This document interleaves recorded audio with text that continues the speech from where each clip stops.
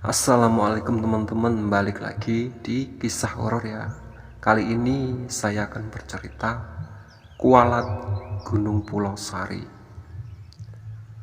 Tersesat di alam jin 45 ya. Sebelum cerita kita mulai, alangkah baiknya tekan tombol subscribe, like dan komen. Dan jangan lupa aktifkan loncengnya agar kalian yang pertama mendapatkan notifikasi saat saya upload video. Oke? Ricky, kenapa kita balik lagi ke gubuk ini?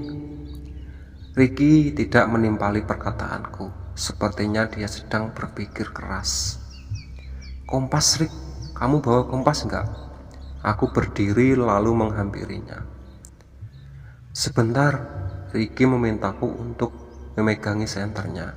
Dia membuka tas ranselnya untuk mencari kompas. Ada, Rick. Wah, untungnya aku bawa nih.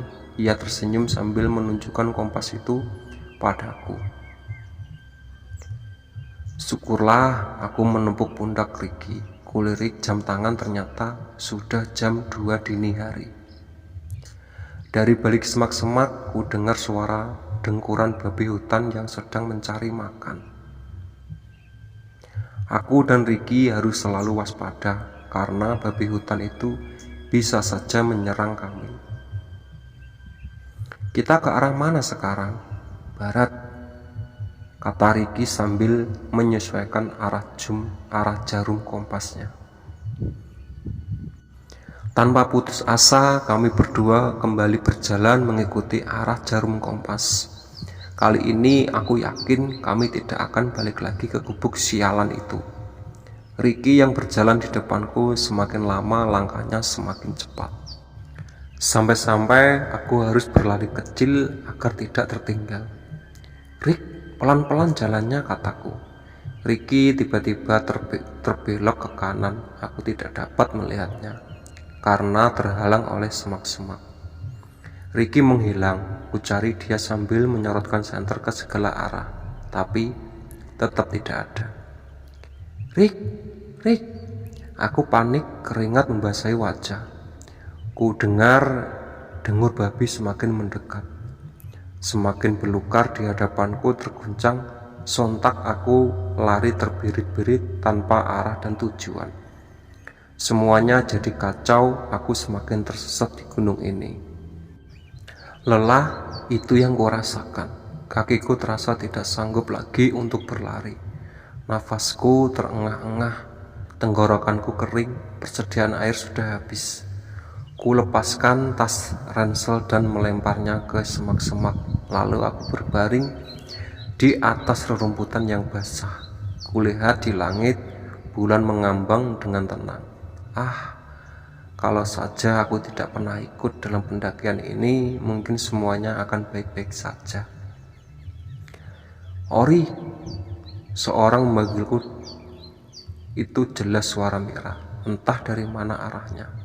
Mir, ku sorotkan cahaya senter ke segala arah. Ori, sini. Sebuah tangan perempuan muncul dari balik semak-semak. Di pergelangan tangannya ada jam berwarna biru.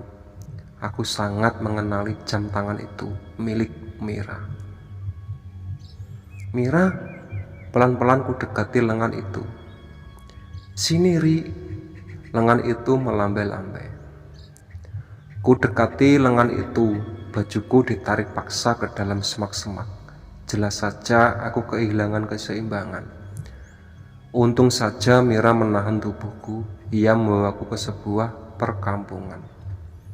Aku heran, kenapa di gunung seperti ini ada perkampungan yang sangat ramai. Wajah Mira terlihat sangat bahagia. Ia bahkan tidak berhenti tersenyum. Kita di mana, Mir? Kampung itu sedang ramai. Orang-orang sibuk mempersiapkan sesuatu. Janur dipasang di depan sebuah rumah gubuk. Mereka membawa makanan dan buah-buahan, lalu menyerahkan pada 3 orang wanita yang berjaga di depan rumah. Mereka seperti akan menggelar hajatan. Aku mau menikah, Ri. Hah? Menikah? Jelas saja aku terkejut. Ya, malam ini Mira menatapku sambil tersenyum. Iya, malam ini Mira menatapku sambil tersenyum. Ayo, aku kenalin kamu sama calon suami aku. Dia ganteng banget. Mira menarik lenganku. Enggak, Mir, kita harus pulang. Sadar, Mir, ini pasti bukan alam kita. Aku membujuknya, tapi Mira sepertinya tidak peduli pada ucapanku. Dia membawaku ke rumah gubuk. Tempat hajatan akan digelar. Aku dan Mira masuk melalui pintu dapur. Di dalam sana banyak sekali wanita tua yang sedang sibuk masak. Mereka menoleh ke arahku sambil tersenyum ramah. Mira kemudian membawaku ke dalam kamar. Ruangannya temaram karena hanya ada lampu centing yang menjadi penerang. Kenalin, itu calon suami aku. Aku terkejut saat melihat sosok makhluk besar sedang duduk memandangi lampu centing. Sosok itu berbulu hitam, matanya merah menyala, kukunya panjang dan juga bertaring. Astaga, Mira, ayo pulang, kutarik paksa dengan Mira. Itu jelas genderuwo. Mira mau menikah dengan genderuwo. Apa-apaan ini? Sekuat tenaga kutarik paksa Mira keluar dari rumah gubuk itu. Namun kami tidak semudah itu keluar dari kampung. Nyatanya di halaman rumah sudah berdiri 5 lelaki berbadan besar menatapku dengan tajam. Mereka semua membawa golok. Apa yang harus kulakukan sekarang? Oke ya, itu tadi cerita dari Kualat Gunung Pulau Sari.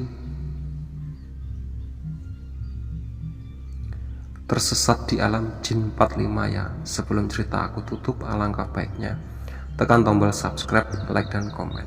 Dan jangan lupa aktifkan loncengnya agar kalian yang pertama mendapatkan notifikasi video terbaru dari saya. Oke, assalamualaikum warahmatullahi wabarakatuh.